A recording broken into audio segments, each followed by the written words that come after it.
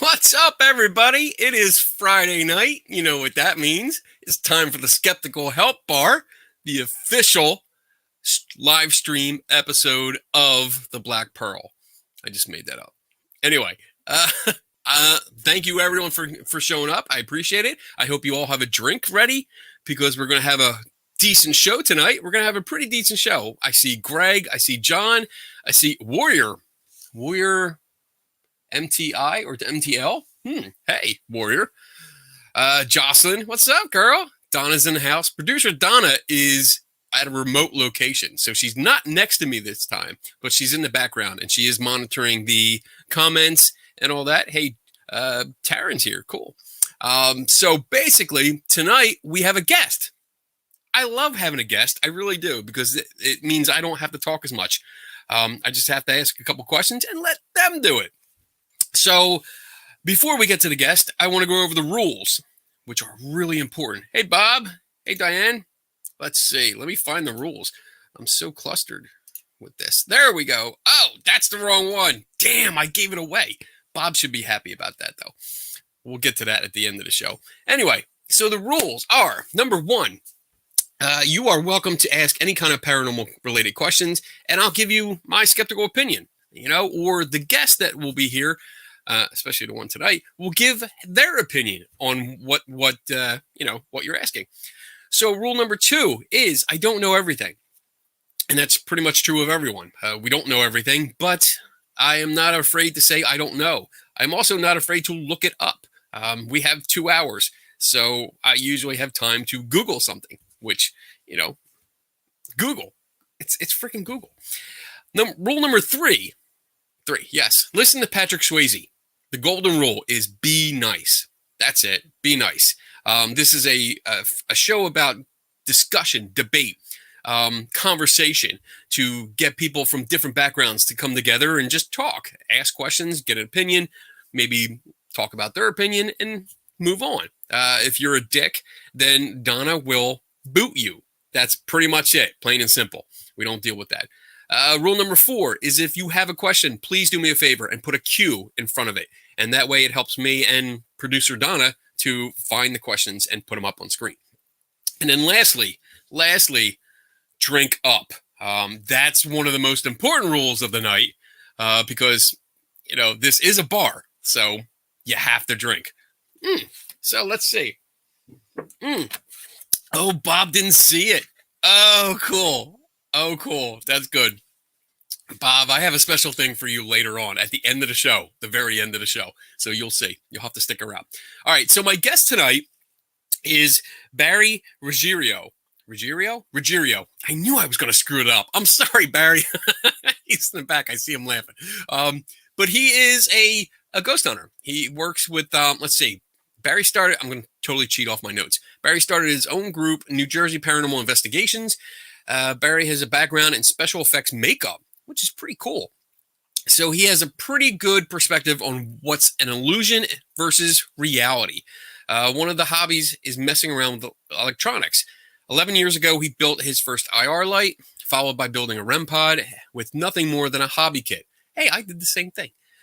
With 13 years in the paranormal field, he is always surprised at how much people will pay for equipment. On this show, we're going to be talking about that. So I'm just going to stop. I'm going to stop talking and bring him on. Let me get my special guest frame ready, and I will bring him on. There he is. What's up, Barry? Hey, Kenny. How you doing? I'm doing really good. Thank you for coming on the show. I appreciate it. Thank you for having me on. I appreciate it, too. So this is just to give people a background. Like, have we met? Have we actually met in person? I don't think we ever have. We've crossed a lot. We know a lot of the same people, but I don't know if we've ever met. We're going to have to rectify that. But you reached out to me about a week ago, and you sent me a message, and we're just basically, it was like, hey, I know you're a skeptic, but I'm tired of seeing all these people pay a lot of money for these ghost hunting gadgets when they don't have to. And that really piqued my interest. So we actually started talking back and forth, and we actually got on a private session of the video chat, and we talked last week and got into it. So I guess for everyone that's watching, can you give us a little bit of background about yourself other than, what I butchered at the beginning of the show, because I tried to read it off my screen and I was messing up. But just tell us a little bit about yourself. All right. So I live in the Jersey Shore area. I started in this field, like I said, 13 years ago, and I did have an experience in Gettysburg. But before that, when I was in high school, I took special effects makeup from Dick Smith. And one of the things I watched, and I won't name the show, is they were in a hotel and the picture frame turned. And I know exactly what you're talking about. So I simply turned to somebody and I said, I don't know if you remember, you might have been too young, Ken, but the Bram Stoker's Dracula of the movie. Right. I said, they went old school with the effects. I said, they could do the same thing on the show. And they go, what do you mean? I said, you could take fishing string and loop it, and I could pull something and then just hold the one side of the fishing string, and you'll never see it and go, the picture moved. Yep. Like this, my wife picked this up for me. Yep. And you can see it going back because I have spotlights on it. But once you get it in the dark and far enough away, it becomes invisible. Yes. Because one of my questions were always that, you might see it annihilate, and understand that reality TV is just that. It's not real TV. It's TV. It's interesting. Some points I don't debate what people see or didn't see, but that was when I started. So I always looked at it two ways. And even in our group now, I have a guy, JT, who is just what you are. He's a skeptic, because I think it's a healthy ground to have. Instead of saying, we're 5 ghost hunters and I got 3 psychics, what does that do? I need to be able to present something to you and say, you know what, Ken, I think this is not normal. Right. And then you'll give me your viewpoint and I'll give you mine. And then we can go through a list of questions. Well, was this power on? Did you do that? And what people call the scientific method, which is just a protocol, you could say, you know what, next time you go there, why don't you try this? And then you and I set a protocol to say, okay, let's see what happens if I follow these steps, and let's see what abnormalities happen before we declare it a ghost or anything. And then have a debate where you can logically explain it. And maybe I'll say, well, I've had past experiences. I think it might be this. And you can't doubt what I say, but I also can't debate what you said, more so than anything else. Okay. I like your approach so far. I mean, it's nice to hear that, where, I think the paranormal community needs that skepticism. They need somebody that not just that, and I call it like pseudo skepticism, where you see like the TV show. And again, we're gonna pick on a TV show here, but you see the TV show and they have like the token skeptic. Yes, and they're not really skeptical. Right. They walk in and it's like the first 5 minutes of the show, they're like, well, it's probably not this, and sad to say, they usually come up with really stupid reasons that, like, I watch it, I'm shaking my head going, no, somebody that's really looking into it is not going to say that. Correct. But within 5 minutes, the skeptic usually turns into a believer. And it's like, oh, well, there goes your skeptic. Like, they're gone now. So I like that you're okay with bringing in somebody that has that kind of approach. So, but yeah, I mean, even, and I think I'm going to disagree with you a little bit. I don't know if I understood what you were saying here, but like, if you say you have stories and a background experience, or you had experiences, right? Then I mean, I can doubt those, right? And that's what skepticism basically is, just having doubt. But I'm going to ask you questions. I'm going to try to get to understand it better. So that's where the doubt comes in. It's not saying, no, I don't believe you. Right. It's saying, I'm not sure if the claim is exactly what you say it is. I mean, something happened. Obviously, you had an experience. So let's explore that. Let's get into details. So, all right. So you build equipment. Yes. Right? So are there certain types of equipment, or you just build whatever? To be honest with you, Ken, I'm cheap. So anything I look at that I think I could build, I say I'm not spending that money and build it. I always knew a little bit. My one uncle used to fix TVs, and I used to just hang around with them when I was 10 or so. And so I got a feel for resistors, soldering and stuff like that. and I play a guitar. So once in a while, I wanted to do my own Eddie Van Halen thing, which never worked. But, I could learn how to solder pickups, dirty grounds, and all these things. So what I saw really, like my first thing was an IR light, because they sell those small IR lights for like $70, and I was like, there has to be a way. And quite frankly, I went on the internet and I found the wavelengths, what different IR bulbs did, LED bulbs. Mm-hmm. And I said, okay, so this looks like it's got more of a rounder surface. Then I looked up, you could do LED calculator. It'll actually show you the resistors you need. Okay. So I did that. And I got like a project box at Radio Shack. Ah, Radio Shack. Yes. Remember those days? Yes. And, here's some with the lights on it. And here's the back. I didn't put the resistors on it. Let me see if I can get this for you. Okay. And so I soldered it. So, of course, I don't do things just do them. I'm always over the top sometimes. So I couldn't just build an IR light. So I had to build this IR light, which has like 10 batteries in the back. Damn. And this thing will light up the woods. But, let's take it to 4 pieces each. And the smaller different, that's like $70 each. This cost me at Radio Shack. These containers cost me, a couple of dollars? Okay. The LED lights, you can I got this bag of LED lights for like $20. And about how many LEDs are in there? In that bag, I have 95. Wow. And these are a little bit bigger, but they're not that much more, money. You get a little bit less. Right. But then, so then I look at these, I see ghost hunting lights, full spectrum, IR, which full spectrum is just a purple light in with, a green light and something else. It's not full spectrum. But the thing that kills me about it is I know that people that I'm friends with, and I'm sure you are, that are in the field, not everybody has a TV show. Not everybody has a sponsor or anything like that. And they're hardworking people that work a 9-to-5 job, some white collar, some blue. And to spend $70, $80 on a light and get 4 lights, that's just ridiculous. And what bothers me is I'll see built by a ghost hunter for ghost hunters. No, it's just soldering some LED lights and, a resistor. It's not anything. It's not rocket science. I like this approach because it's you see so many ghost hunters and I mean people across the board like Bigfoot and UFO enthusiasts too. They spend all this time reading like ghost hunting books from ghost hunters. They watch reality TV shows and they build some of them, not all of them. I want to make that clear, but many of them build themselves as experts. That they've done all this research. Right. And it sounds like, from your perspective, it sounds like if you just channel a small percentage of that into maybe like some tutorials on YouTube on electronics, you could save yourself hundreds, if not thousands of dollars on this stuff that you buy. Yes. And I mean, that light, the big light is a great example. I mean, I've seen them. I've seen the smaller ones go for like anywhere from $75 to $150. Yeah, and that's absurd.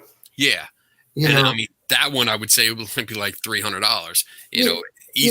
Maybe do a vacuum form case for it or something to make it look nice and snazzy. But again, you're talking probably in that light. I'm going to say $15, maybe $20 of equipment. Okay. I mean, I went a little overboard, but again, I see something like that, and that's what I automatically think. Unfortunately, I look at something on the market, or one of the exchanges, or anything at any cons or anything like that, and I go, "Well, that light's got 4 little LED lights, and a 9-volt battery, in a black case." Yep. $7. I have one down in the basement in the museum where it's only 4 LEDs and it's IR, but I think it was going for $45-$50 for that.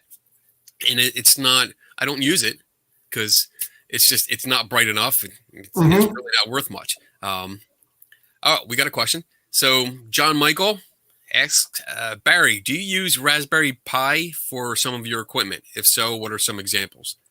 I don't even know what Raspberry Pi is. I don't know what it is either, John. Give us John without an H. Give us an idea of, is that programming? I think that's programming. I'm not sure. I'll have to look into it. So what else you have? I'm dying to ask because we start to talk about this and we had to start the show, but the doll behind you. I am a fan of haunted dolls. I have several here. Well, not like in here, but I have several in the house that are allegedly haunted. I don't believe that there are, but that's what people told me. So tell me about that one that's next to you. So the one back here, I'll get her.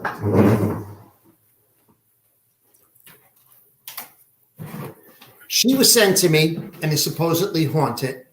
So what I did is I can build Rem Pod circuits and stuff. I put a Rem Pod in her to see if she's really haunted and Rem Pods really do work. Then at some point, the energy inside her would make the Rem Pod go off. So what I did was, because I used to like horror movies too, I put the red lights in her eyes. So if something came near her, her eyes light up. And I love it. You know, and it serves for two purposes. I can use it we do charity events and people love to see it. And also, if nothing else, I could use it at Halloween and let the kids touch it. So right. So for people that don't, I have like two questions and I don't know which one to ask first. But for people that don't know what a Rem Pod is, can you explain part of that? It's basically it's a musical circuit. It's nothing more than. Here's the original. I actually took apart a Rem Pod just to show, and I don't know. Let me see if I can do that the right way. All right, so here's the circuit board here. Okay. And this is a Junior Thurman. Junior Thurman. And so that was the other part. So you can buy the Junior Thurman by LabQuest. Okay. And it basically, let me see where we'll open this one up. It's an electronic hobby kit. Yeah. That's all it is. It's an electronic hobby kit. Where's the one? I actually built my Rem Pod. Here it is. Does the same thing as the other one. And there's the circuits on the back of it. 9-volt battery. This case cost $3. The antenna I broke off a radio. The LED lights I have from that thing. And the Rem Pod circuits cost about $15 now. Okay. If you're not familiar with soldering, I would just say try a couple of those solder kits like for radios. Right. Get a little experience. And then go at it. The only difference that they do on the Rem Pod is there are 2 microprocessors on this. What they do, they actually take out 2 of the resistors, take out the switch, and instead of the socket, they put this processor right down, and that's what gives it that hear trigger. Versus, and then you see other people say, well, the other version is you can put that processor in and you'll get the music versus that sound. Right. Okay. But what there isn't, and I hope people understand, no one is calibrating this special. No one is taking time to do, it's a hobby kit. You get it, you solder it. There's nothing, I can't hook it up to a computer and say hit certain wavelengths or anything. So when I see these things, our new Rem Pod's been specially calibrated to send a radius out of this. No, it just doesn't do that. Yeah, it doesn't do that. And Thurmans are, if you guys aren't familiar with them, Thurmans are a musical device, and we've seen it. It usually has 2 antennas. One controls the volume, and the other controls the pitch. And you don't touch them. It works off of. It does create a field that I think the conductivity of your hands changes the field. And this is a very, very basic Barney style kind of breakdown of this. So it's much more involved. And I suggest if you're interested, look it up because it's really involved. But you basically play it without touching the antennas. And this device makes use of just one antenna. And it's a very simple device. I've done it. I've built it. I recently did a short video on my TikTok page where I compared. I had 3 different versions of that, of a Rem Pod, like a professionally built one. and then I had one that I built myself, Right. and then I had one that was outside of a box, because the one I built myself I put in a wooden box I got from Michael's craft store. Okay. And then I built one just with the circuit by itself, and then I had one of the stuffed animals, like a big dog, that also had it in there, and I just demonstrated like this is all the same thing. It's all the same circuit. And from what you told me, like, because I think I did the same thing. I think I paid $15 for my kit. Got it. So with the lights and with the body, I mean, we're talking what, maybe $30 max, if that, yeah, for it. So I mean, if you want to charge labor, and you want to just go double, I mean, that's $60, and you're still seeing them for $100, $120. Yep. Yeah. And that's now. That used to be higher, but they've lowered it now. John Kennedy asks, do you use these devices when you're hunting, or are some of these just bunk to you? I really don't use any trigger objects. Like the SLS camera, I definitely don't use, because it's a program that just, you put it near a bush or trees or staircase.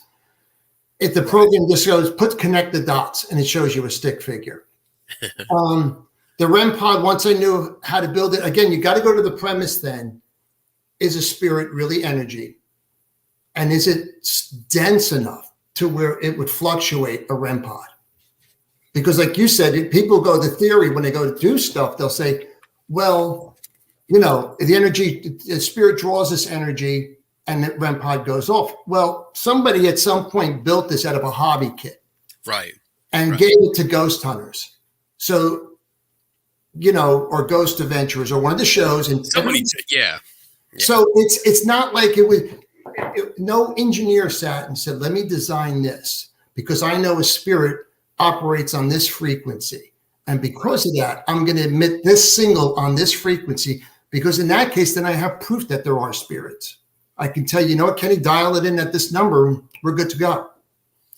Yeah, I agree. I think it's just every piece of equipment is like that. It's borrowed. It's borrowed from something else because it either looked cool, it sounds cool. I mean, the common joke is that ghost hunters love shit that beeps and lights up. If you can build something that does either of those or both, you can sell it. Yes. You can seriously sell it, and people will pay money for it because they don't know how it works. And with the Junior Thurman / Rem Pods, most people don't know how they work. They don't understand how they do. Go ahead. And also, one thing I want to say is I've watched in so many videos where people say the Rem Pod's going off to the green. A lot of time, that's just the battery getting weak. Okay. If you have it on for a half hour, it just, for some reason, I've tried it, and like 45 minutes into it, all of a sudden the green light will start going off. And I'm not going to say, could a spirit manipulate that? Maybe. But when I watch a video on YouTube and it's just chirping, does someone have a cell phone on? Right. Is there walkie-talkies? Is there a router around? What else can cause that? I've done experiments myself where I've had Rem Pods out, and inside of a house, inside of a building, from over 30 feet away, I could make it go off with just a two-way radio. Yep. And that's just line of sight. And then also when I was above it or below it, like on the upper or lower floors, I could also make it go off. And I've also, I'm guilty of having fun with some ghost hunters by like just walking underneath them and clicking on the keying up the mic and just having it go off. It probably wasn't a good idea because that's a hoax. That's a hoax. I was having fun with them. I was hoaxing them, but to my credit, they didn't try to investigate anything. Like, they weren't looking for alternative reasons. They weren't looking for, why is this going off? It was immediately accepted as soon as they put it down and turned it on, that if it went off, it was a ghost. Right. That's it. So it's as much on them as it is on me. And let's be honest. I just want to, the not skeptic side of me would be, I'd say, well, let's say, for instance, someone had it. And even after I said about the Rem Pod, what it really is, if I saw a video and someone was asking questions and it continuously went off, I probably would lean to that's not normal. Not saying it's a ghost, where you would try to logically explain it. And that's where that road just differs a little bit. Right. But that's where the field needs to be. Not, gee, I got a YouTube clip. Let me put it up. Get the SLS out. I got a stick figure with a Rem Pod going off. Therefore, I have a ghost. And I would have doubts. I would have a lot of doubts. Right. But that's what I'm trying to get to. Let's dial it back. Right. Let's get to, like I said before, I don't know, whatever sport you play, whatever you do in life. Right. I play guitar by practice. I'm not gifted. And I played more years than I'm not as good as I should be. But I'm also lazy when it comes to that stuff. But every time I say to my teacher now, and I say to him, gee, I'd like to, how does he do that? He goes, I'll tell you how. He practiced 6 hours a day in his room. Well, I can't do that. There is no magic to it. And the same thing when you're an athlete. For ghost hunting, I think, get back to the basics. If you believe in the physics of it and you believe energy can't be created nor destroyed, look at magnetic fields, look at different things. Get a compass. Do different things. Throw away anything that, you can try. I could say, here's my theory, Ken, and this is why I use this stuff. It's not proof, because what I am actually doing is working a theory. I'm not producing proof that the ghosts exist. Well, let me interject here.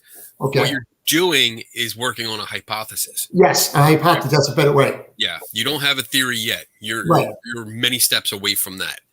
Well, again, I would follow physics. Everything's energy. So, atoms are neutron, protons, and electrons, and they would give off some kind of static charge.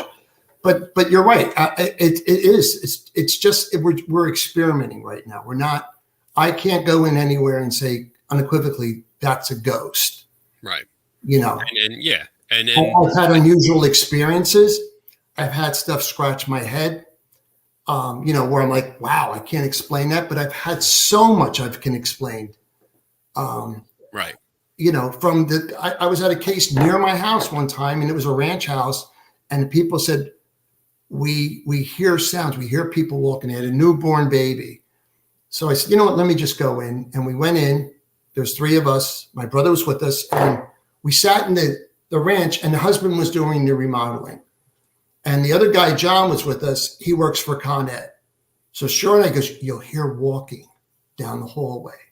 And it was a ranch, like you had the family room, then you had this long hallway where the bedrooms, the master bedroom was there, their kids' room was there. There was a bathroom and a spare bedroom. Then you came up, it had the living room, and then there was a kitchen off to the side and another like extended room, like a family room or whatever you wanted to call it. Well, we're sitting all night, and we noticed that when the heat went on, you heard the sound of someone walking. Oh. We just put 2 and 2 together. The guy put the laminated floor in. It was too tight. And what they heard was really the floor buckling. Yeah. Wow. Good. But you got to sit there and if I sat there with a recorder and just said, oh my God, I'm going to show you a video. I'm going to say, Kenny, tell me what it was. It's footsteps. There's no one there. You can plainly see that. So that's what I mean. If I would hope at the end of the day that if I presented something to you or to anybody at a college or another skeptic, that at least they would say, I know this guy just doesn't look at flies in the IR cameras and say they're ghosts. That he at least has something where he did his homework. And then it's just that point where it is a healthy debate to say, okay, what do you think it is? Well, when something's presented, that's the approach that I try to take all the time. Not just dismiss someone, because if you do that, then no one's going to come up to you. No one's going to bother to talk to you or try to console you. But every time someone walks up, just to me, for example, I don't know what they're going to present to me. I have no idea until I ask, until they say, hey, I have this. And then let me ask you some questions. So yes, that approach is, I think, the best way to do it. Yes. If you have something and you want to come up and ask my opinion, that's good. On my part, I'm going to inquire about it. I'm going to listen to you. I'm gonna ask you questions. I'm gonna listen to your answers, and then we're gonna think about it. Right. But on the other side, I expect that person to be willing to listen to me, not just come up to me wanting me to validate something. And that's exactly where we are as a group right now. I haven't taken on a private case in 4 or 5 years now. Just because people email me, and I had 3 scratches on my back. It's negative. Well, you don't want me to investigate to see if there's anything abnormal. You want me to validate, right? And so, and there's different things, but to me, if I come to you with something, I have to be ready for a healthy debate. Why am I bringing it to you as a skeptic to say, well, I can have Ken the skeptic validate what I believe, and then go around saying even he couldn't question it. I have to be ready and accepting that I'm bringing it to somebody that doesn't follow my belief system, that is a healthy no to my yes, yin to my yang, or whatever it is, because you just want to come to that point where, you know what, we both can explain this one. Okay. There was a question. I'm going to put it back up there. Nick wants to know why are spirit boxes so popular? Good question, Nick. I think what happens with spirit boxes is another one. If you sit long enough, like pareidolia, where you see faces in the clouds. If I sit, and I've seen 2 versions. One, first off, it's scanning radio stations, and that's what it's doing. So you're going to get, so people automatically go, wait a minute. I'm going to give it a code word, or I'm going to do this. Then they sort of think they heard that, but it's really just scanning frequencies. Because if you ever noticed, here's the biggest one I've watched on videos sometimes, where people will put one of those boxes on that have different, you can actually turn it fast, slow it down. And when they're not getting anything, because it's going so fast to where you can't hear a syllable, they'll slow it down. We'll go, wait a minute, so I really think I don't, here's not to sound crude or crass about it. If a spirit could talk through a radio and slow down the frequencies, why haven't I ever had anybody talk to me in my car? You don't have to worry about being rude. We're in a bar. This is a bar. And this is why, and I'm not like, people are going to say, oh, this guy's a skeptic. He's a real, you know what? And it's not the case, but you have to have a healthy skepticism. When I got in the field, there wasn't the spirit radio. There wasn't, the Frank box was just being talked about. I'll show you one here I have, and I built it because I play guitar. This is just an amplifier. This is a reverb pedal. Right.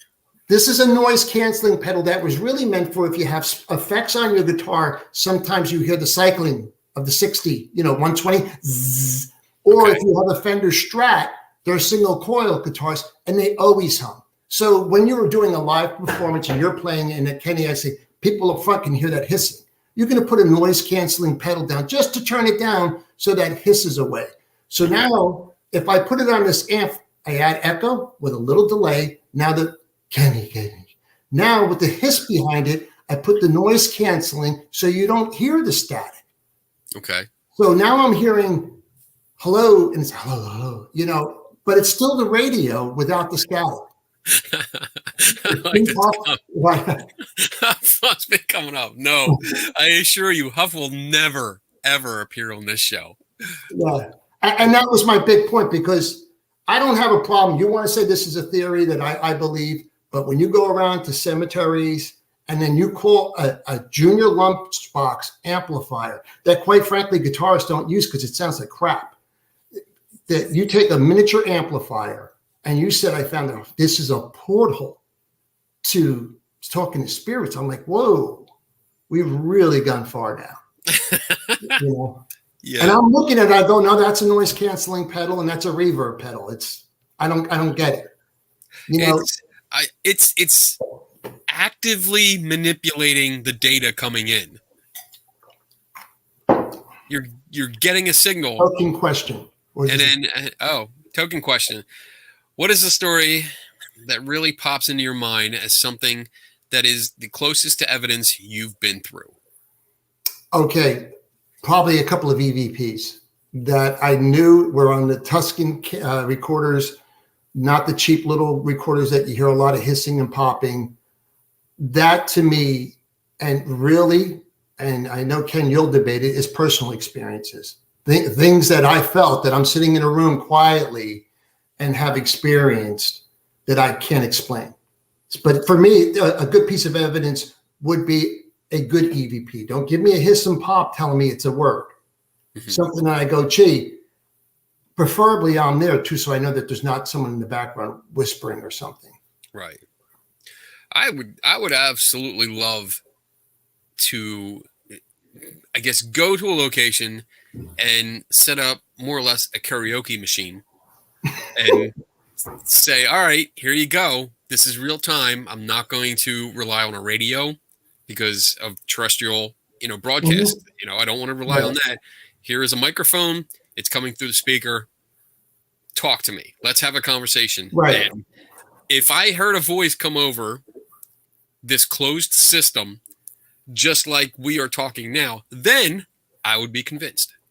And if you look, I think it was in the 40s or 20s, that's what they were trying to do. A lot of sound engineers were wiring up areas, looking for that electric voice phenomenon.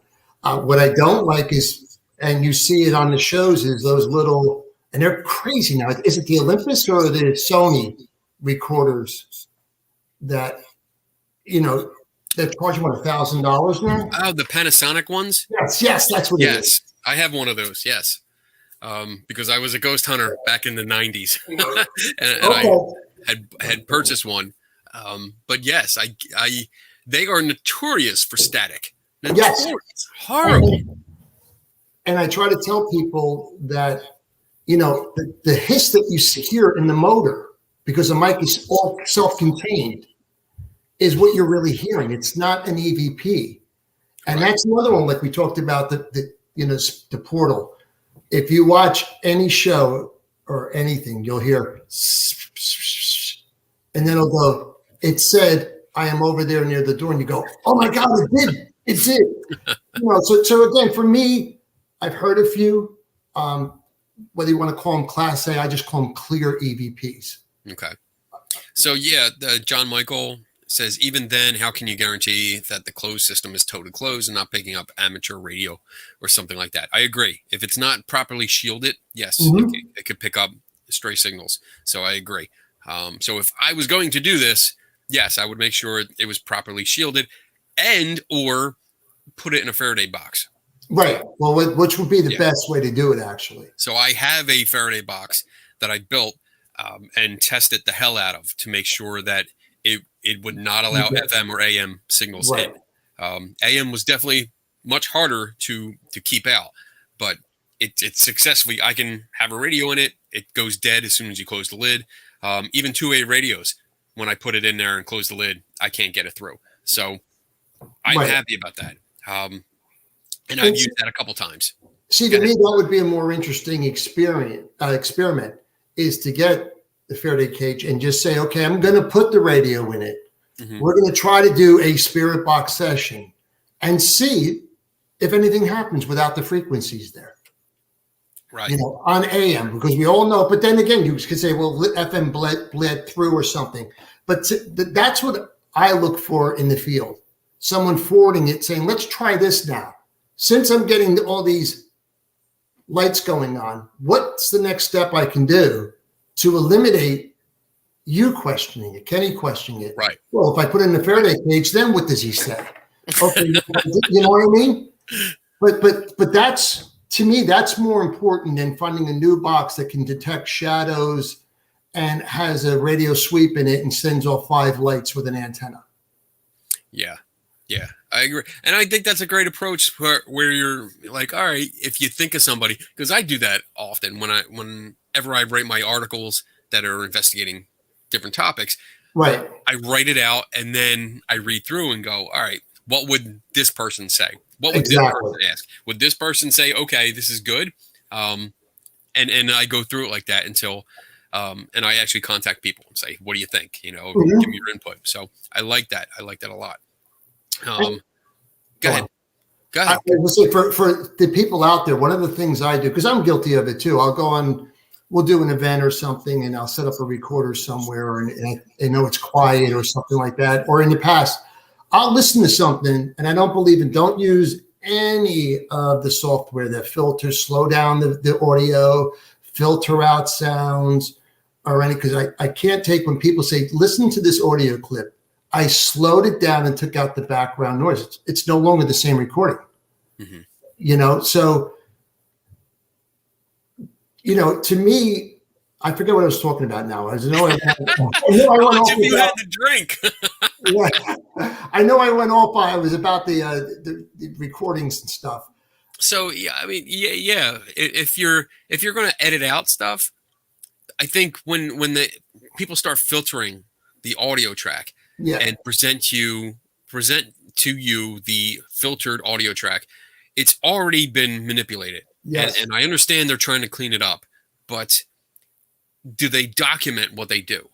Did No. they document exactly what they filtered out, or what kind of effects or what have you they did to it? I don't think they do. I haven't seen anyone actually do that except professionals, professional recording artists, Right. or Right. something Exactly. like that. But with this, yeah, I think it's just like, hey, let's just filter, and let's Mhm. raise this bar, raise that bar, Right. however much we want until we hear something.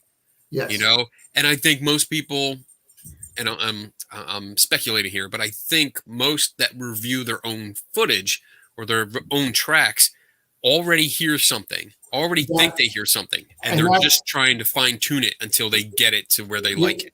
And that's what I was talking. I was guilty of the same thing. Now, when I review tapes or recordings, if I'm sitting and it was an investigation, and let's say we went for 4 hours, we got 3 recorders. Now I'm listening to it, and all of a sudden I go, wait a minute, play that back. Wait a minute again. Up, there it is. What I'll do after that is, because now I've been sitting for maybe 45 minutes, maybe an hour or 2 hours. Go find a friend, somebody that's in the house, down the street, a neighbor, and go, listen to this, and what do you hear? They'll go, nothing. Okay. Then I know that I've been listening to it too long, thinking too much, because it's not a trained ear. It's now I've been listening to it for 45 minutes, and my mind's playing tricks on me. Yeah. Versus if I went and I said, what do you think? And he said, I heard a woman's voice. Okay. I think I heard the same thing there. But then it comes to, well, was somebody in the room? But I just don't see that. I don't see it, on the shows. And I get it. The thing I don't like in the field is when I started, Ghost Hunters just started. Dave Giuliano I knew about him. I saw him on National Geographic. I talked to him a few times. I knew a little bit about John Zaffis and the Warners, but not much. But what I did was I read about the Rhine Institute. I read some different books. I didn't watch shows. The shows came on and it was like, okay, this is interesting. I'll be honest, like the first season of Ghost Hunters, but I wasn't geared to where I want to get into this, because I watched Ghost Adventurers, Demon Hunters, and Ghost Hunters. And therefore my approach to looking at something is that viewpoint of a show, that this is what I believe is evidence because the show has shown me that. Right. I get where you're coming from. Yeah. There's that, I guess it's tribal knowledge kind of thing going, where you watch the TV shows, you see what they put up as evidence, and you're like, well, I got that too, therefore it must be evidence because the TV show said so. Correct. And that becomes tribal knowledge, and it goes throughout the conferences that we attend, because a lot of these groups watch the TV shows and they idolize the para celebrities, and it's a shame, because I think a lot of these, and this is just my opinion, not yours, but I think a lot of these shows are just, they're entertainers, I guess, to some people, but not investigators. I don't think they're investigators. I think they are playing up to the camera. I think they do a lot of things over and over again to get it right. And I think the use of equipment brings the sciencey side to it, where it looks like they're doing something, it looks like they're getting results, but you don't see anything off camera. You don't see what's going on behind the scenes. So, all right, let me go through here. I'm looking. They're having a great conversation in the chat room, going back and forth about radio waves and radio signals. But what else do you have? Do you have anything else there? Well, the most popular now, where is it? Is what everybody's going on over the ghost box with the motion sensor in the front. That, once you stop it, you wave your hand in front of it. Right. This motor costs probably $20. Okay. This you can buy at any Party City. It's just a wooden Halloween coffin. Right. I have a few of those. Yes. Right. Amazon.com. Here's the motion sensor that you buy. You hook it to a 9-volt battery. The difference is that on it, trying to find the actual motor again. On this motor, if you look inside it, what I've done is actually, here's the neutral. Can you hold it up just a little bit more? Here, all right. So over here, you'll see, here's the hot. The hot's going into the yellow wire here. And this yellow wire is the output from the motion sensor here. So all I really have done is taken out the on and off switch. Okay. And just like your bathroom, if you have a motion sensor, something passes by it, the coffin's going to make music because it's in a coffin. It's going to be spooky. You can do this with music boxes. I mean, the motion sensor was $6 at Amazon. This I actually had to get on eBay. This was a little bit more expensive, but now I see a lot of groups and they're using this. And again, they take out the on and off switch. These are just. Oh, yeah. Let me see. That's this one going on. I can't get this one to go on. There's one there. But these are basically all they are is greeting card. Greeting card. When you open it, they just got the on and off switch on it. And so now they're putting this inside the coffin, and you can program music to it. Okay. So you just plug it into your computer. A certain software program will come up. What do you want to put? You can take from your own iTunes or Google, whatever you have, Google Play. And, so I could put the Amityville or the Exorcist. Ghostbusters. And then when something goes by the sensor, it's going to play the Amityville music for you. Right. But again, how much are these going for? Like the new ones now, the ones I've seen with the digital circuits, people have actually come down to like $70, $80, $90. The ones with the motor, now granted, one company makes them, they put a metal top and a metal bottom on it. No reason to. You could use hot glue gun and just glue the motor right on it. You don't have to screw it through because this is just balsa wood. Okay. These the ones they have with this motor, $300 and something. It's the same hardware. I even put a 9-volt battery pack on the back, which is meant for guitars, so you can hold the 9-volt in it. I mean, that's when I reached out to you. I see that and I went, this has gone too far now. Wow. That somebody out there who's in their teens, 20s, 30s, 40s, or 50s is saying, I got to have the coffin right with the sensor for $400. And you built this for how much? It was $6, but the motor's $22. Okay. With the sensors, $6. The coffin was 75 cents because I ordered bulk. Okay. And the 9-volt case, I think, is like $1.50. 30. Okay. So about $30. You built this. Yeah.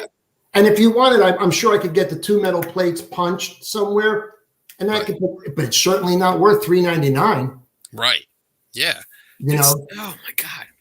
And that's something that's when you reached out and wanted to talk about this, like I jumped on this because it's like, damn, like people are, I don't think ghost hunting gadgets work. And we talked about this beforehand. Like I don't think they work. I don't think they work, especially with the way they're being used. And to see people spend money on it, I still feel bad. Like I still feel bad for people That's that put it out exactly. there. I And mean, it's I have not. friends. I'm sorry, Ken. Go on. It's not. It's not about like just trying to shut down a ghost hunting company, if you Right. will. It's the people that are buying it. They're ignorant, and I'm not saying that mean. I'm saying they're ignorant because they don't know any better. Mm-hmm. They see it on TV, they're excited about it, and they're thinking, I have to have the next big thing because we're a team and I want to be noticed. I want to be out there or what have you, whatever reason. And they're shelling out this money that, like you said in the beginning, people are working their ass off. And the last year and a half has been horrible for us, So if you're putting out this money, it's even more important because not everyone has jobs anymore. Not everyone can afford this. Everyone's cut back. So it's to see people spending $300 on something that they could build themselves on a Saturday afternoon for less than, well, almost a quarter of the price. Right. Exactly. It kills me. Go ahead.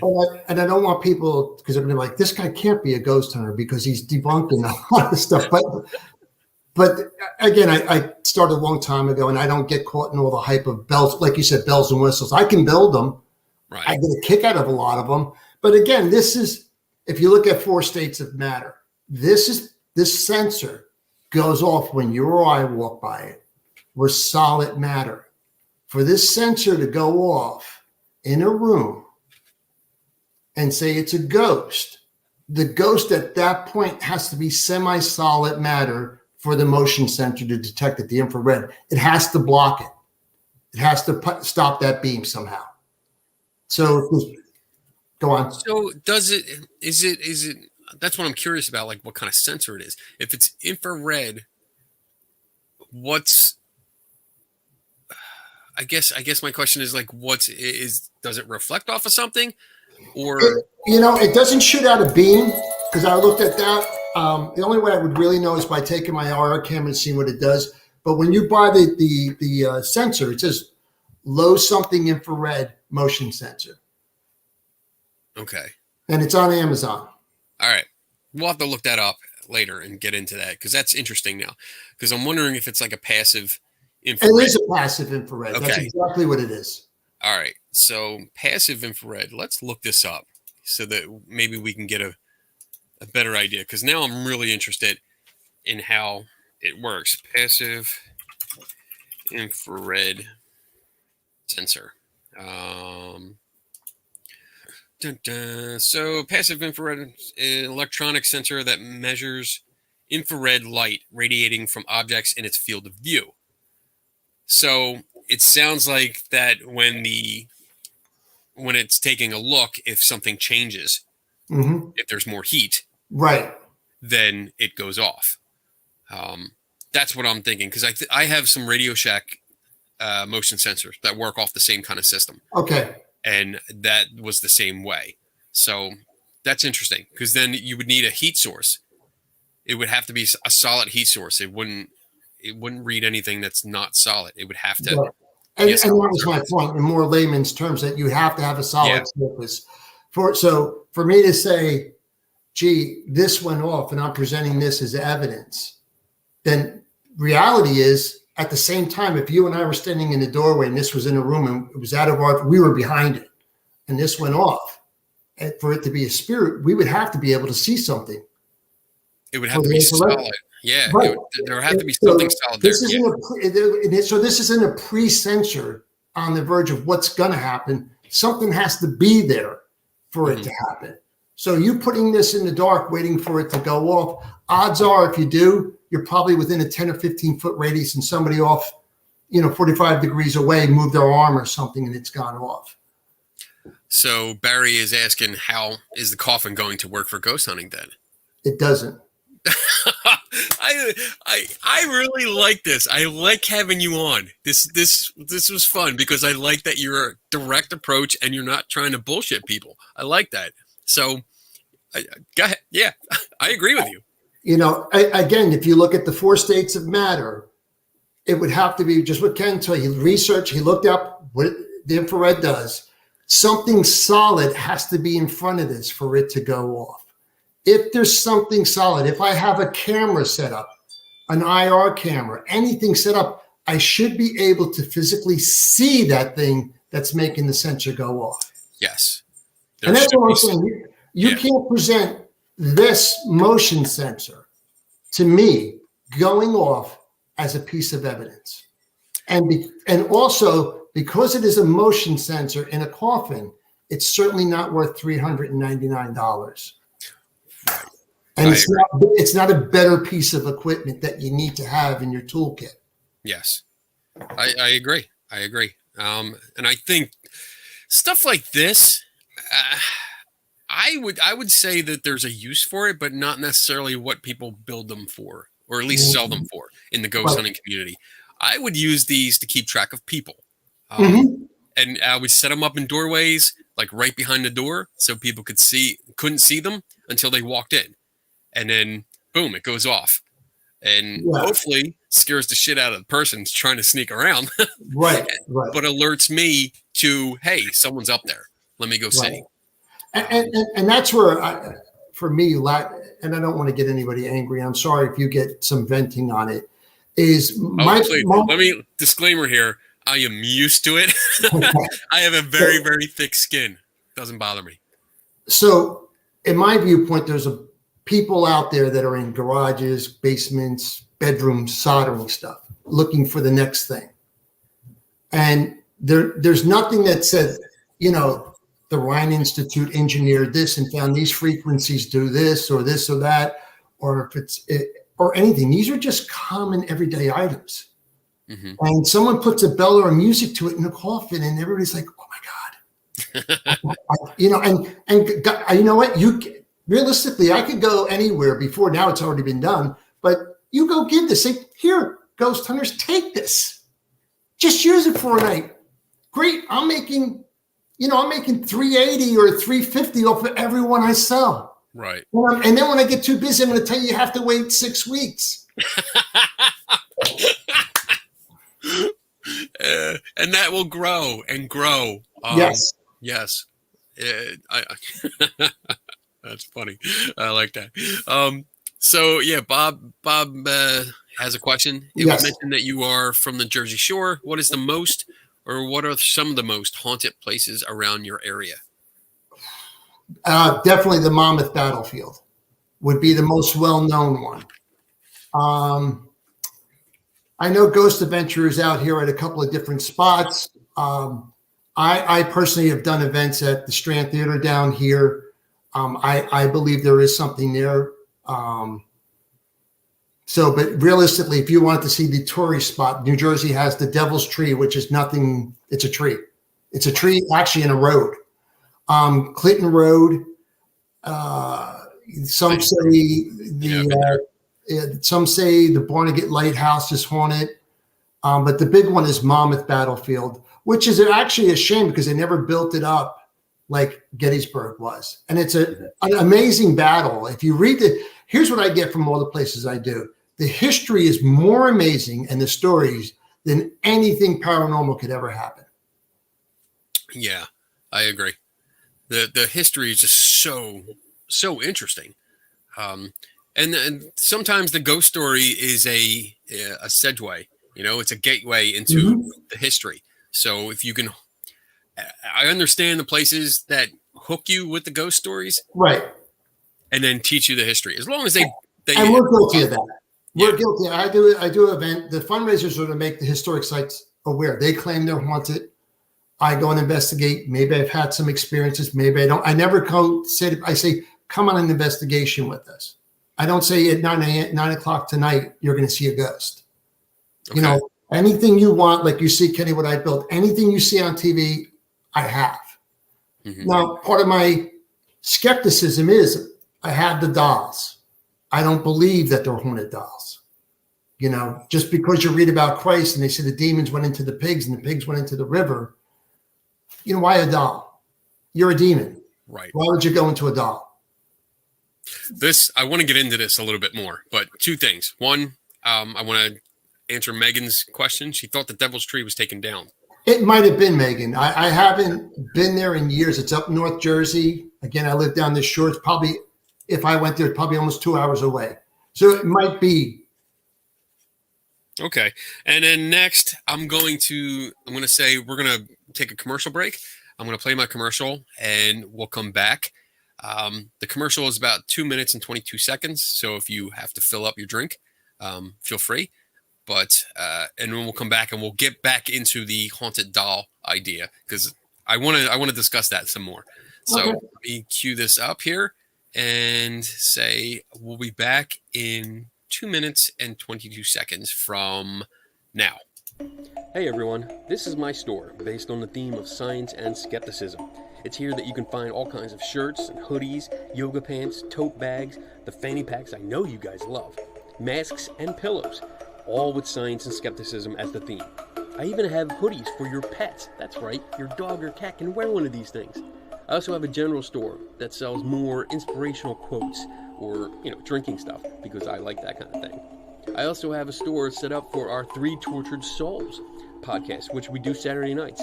You can find shirts and Tim Vicker's favorite drinking vessel, the mug. I also have a store tailored a little bit more towards my ghost hunting friends, Paranormal by I Am Kenny Biddle. These are shirts and quotes that are a little bit more on the ghost hunting side, especially this one, Translucent Perished Beings. Ghost. That's my favorite.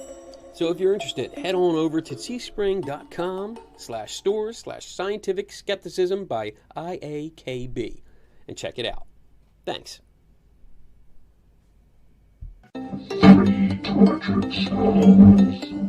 Are you tortured by what you see and hear about the paranormal field?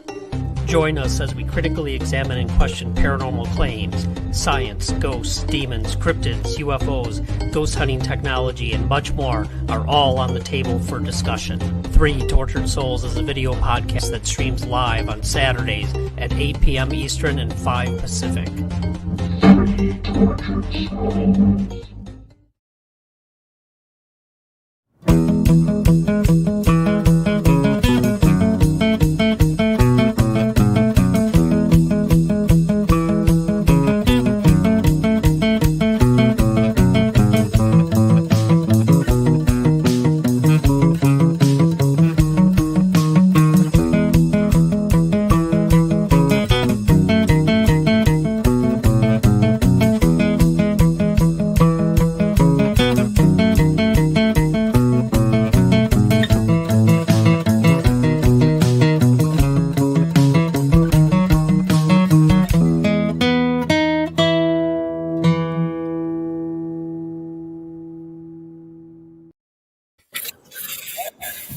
Back. Real quick, let's see. There was something I wanted to address here, but I don't see it. I don't know. I forget where the comment was. All right, so let's talk about haunted dolls. I like your concept of that if it's haunted and you put a Rem Pod inside of it, then my thinking is almost immediately it should go off all the time. Mm-hmm. So what is your experience with that? So it's funny because a funny story is about 4 years ago or 5 years ago, I had I still have them, 4 or 5 dolls now that, 2 of them again aren't and don't have anything.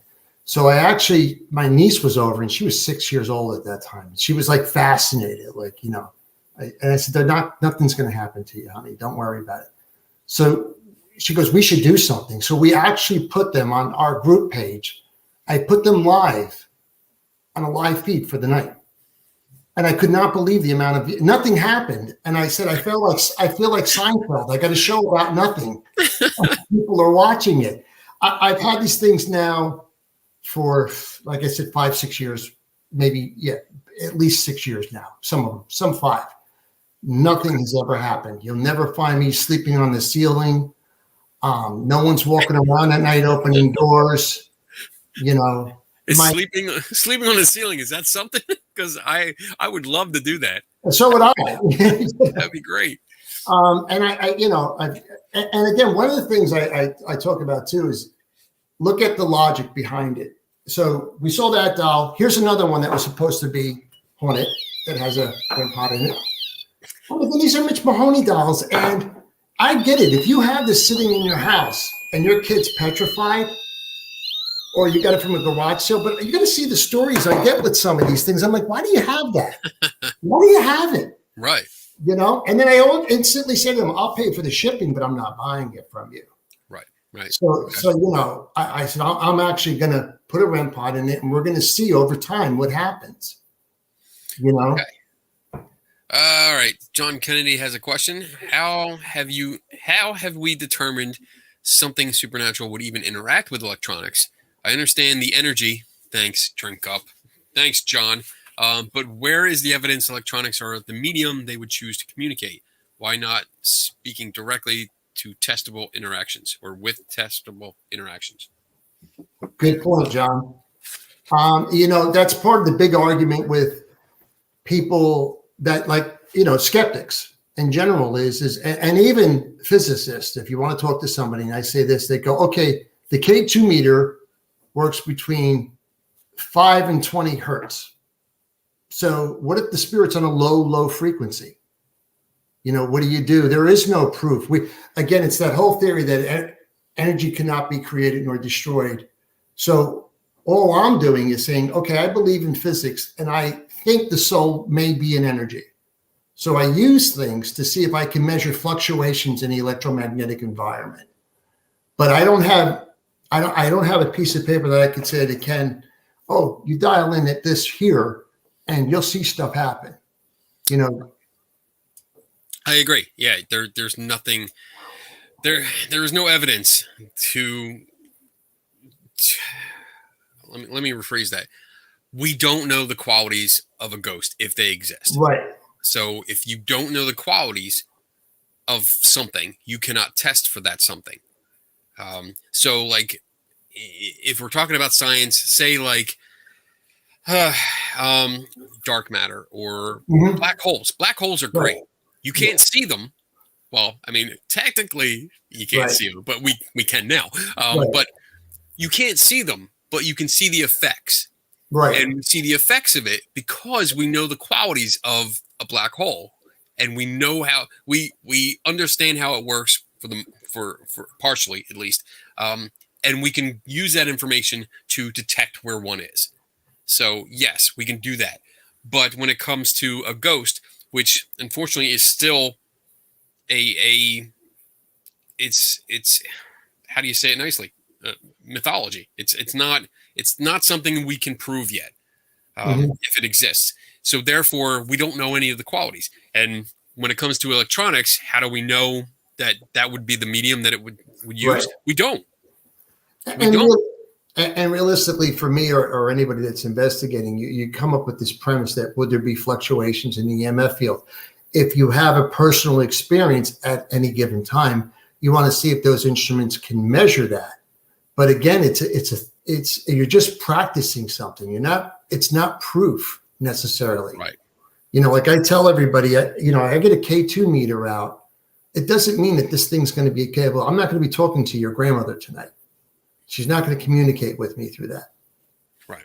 You know, it wasn't meant for that. But again, I'm practicing something to say, I believe this. So let's see if it pans out in any way, shape, or form. Mm-hmm. We got a question from Tiffany. Oh, look at that. Producer's Donna. Boom. Barry, would you sell things you make for entertainment value? The dolls I've been offered quite a bit of money for. And I'm like, you know what? No, then I'd be part of the pack. You know, I'd rather, if anything, I have too many of them. I probably would give one away to somebody. And I have to friends that are in ghost hunting. I built SLS cameras for them, you know. But no, I can't criticize the people that are selling it and then say, but I'm different. I'll put it for entertainment use only. Therefore, I'm not scamming you. Right. There you go. I get that's good, because even the ones that, unfortunately, the ones that put entertainment value or for entertainment purposes only still contradict themselves when they talk about it. Look. I mean, I don't know if we're allowed to name products on here. So Yeah. Yeah. Look at the Ovulus. Yeah. You open it up and it says for entertainment use only. Mm-hmm. Right on the front. Right on the front. Right on the front of it. Yep. And it's ignored. It's not only ignored, but it's still marketed for that. Right. It doesn't say take this to your party on a Saturday night and let's have some fun as words pop up. Right. You know, it's on a paranormal page.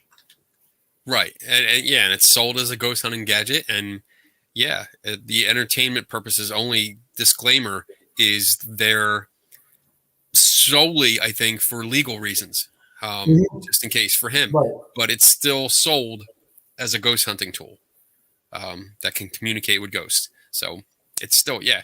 I like your answer. I like your answer to that question because it's honest, and you don't want to be part of. You don't want to be the double standard. That's what it is. You don't want to criticize other people for selling it and then turn around and say, well, you know, right, I'm different. Just doing it for fun, you know. And the reason why I reached out to you was for this reason. I just said, I see so much stuff out there that is vacuum formed plastic. And I'm just like, just what you said in COVID times. I know I own a store. I own a dog store. Right. And the last year, we're just surviving. Forget about making money. You know, if I could pay the rent and the employees, we're all good. And the lights are on in my house. No one's looking for anything else. Right. You know, my people that work for me and my friends and neighbors, we're all sort of in it together, just like you are. So in good times, if you were a millionaire or hit the pick six and you want to buy 7 Rem Pods and I said, go ahead, knock yourself out. Put them in every room, every hallway, 7 foot apart. Show me a video of them each going off, you know? Right. But when you're working a 9 to 5 and you're trying to support a family or you're trying to pay your car off or anything like that, there are so many real things in life that you have to save for and spend your money on that something somebody builds in a garage is just not one of them. It's not going to make you a better ghost hunter. There you go. So all right, getting back to the dolls. So what's the story? Like, what's the story with these? So the one that you showed, and then this one back there, right? Yeah. Those are your 2 haunted one. So what's the story with it? This one supposedly back here. Actually, there was 2 of them. I gave one to a friend. So claims of a guy out in California sent me an email saying he bought this at a garage sale, which is odd. I wouldn't buy dolls that size, but so be it, for his daughter, because he remembered in the 60s his sister had one and he thought it was cool. He's like, wow, I saw that. Brought them home, and the daughter started saying something's wrong and, you know, something's going on. So then he thought something was going on. So he said, I saw your Facebook page. I was reaching out. You know, he wanted to know about binding spells and all that stuff. And I just simply said, if it's that much of a problem, I'll take them off your hands. You know, if you're worried about something, what did you pay for them? And I'll pay for the shipping. I'm not going to pay you a couple of $100. Right. But at a garage sale, what, $30, $20, you know, 5 each. Now, realistically, if I'm a little girl of any size, let's say I'm just going to assume I think she was young. This thing is 3 foot tall. So could you imagine 2 of these being plopped in a girl's bedroom when she's used to playing with a 12-inch Barbie? Yeah. Yeah, I can understand. So did they mention anything like what kind of?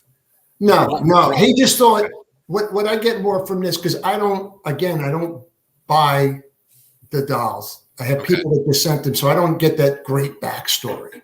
I mean, I watched one, and I won't name, but obviously it was someone put a backstory to it, and it was, I don't know if it was Philadelphia at one time. I know Chicago had one, but they said there was a great fire in a flood in a city, and the family perished, and these 2 dolls survived, and they're now haunted.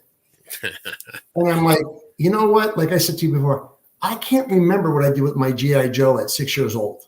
I couldn't tell you where it is. I don't remember. I sort of vaguely remember it at Christmas time. So how did these dolls survive all these events? And somebody had the time to put a record to them and say, this is what happened to them through history. I find it a lot like this because I mentioned, I have a few down in my basement, and that I've gotten from people. And I mean, I'm a big flea market whore.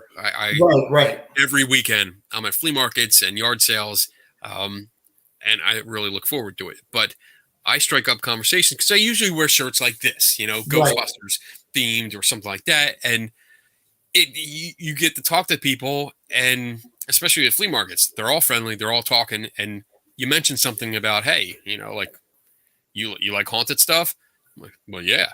And now I have a shirt that says I collect it, but I have the rule kind of pretty much like you. Like, I'm not going to pay hundreds of dollars for something that you claim is haunted. Most of the stuff, almost everything, it's been donated to me. Mm-hmm. And that kind of tells me, okay, so maybe the story they're telling me is a little bit more genuine to them. Right. I don't necessarily think it's haunted. I'm not saying, oh, well, it must be true because they're just giving it to me. No, they had some kind of experience and they're blaming this object. So if they give it to me, or if I usually try to offer like $1 or $2, at least something, just to for their time. But I'm not going to pay hundreds of dollars. If they're going to say, well, yeah, it's $300 if you want it. Well, no, because then I'm thinking you're probably making up the story. Just like the whole bunch of people on eBay and Etsy that do this for, to make a lot of income. So, but I like the concept that you have going here is that you have 2 haunted dolls, or allegedly haunted dolls, and you put a ghost hunting gadget, well, I don't know, a borrowed ghost hunting gadget inside of it. And again, like, my thoughts, and comment on this, please. It should be going off all the time. Exactly.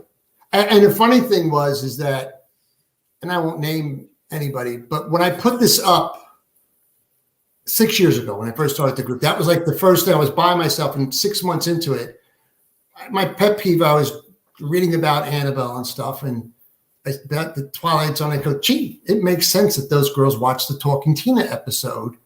And so when I put that up, like as a post, people started contacting me. So I got a few dolls and I put them up. Here's my first one. Then all of a sudden, other groups took it the wrong way. I was doing it as they're not haunted. And everybody else said, I got to get haunted dolls for my group.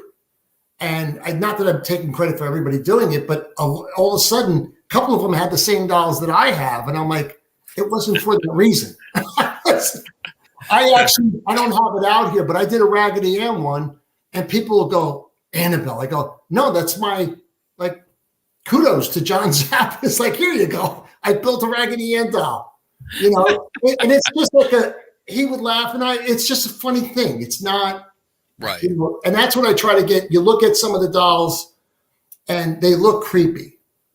And then I get to the other part. What is, as a researcher, okay, like those dolls over there, or when I bring them to events, I have people who claim they have abilities and stuff, and I'll have 2 dolls and I'll go, this one here, I could tell you something about.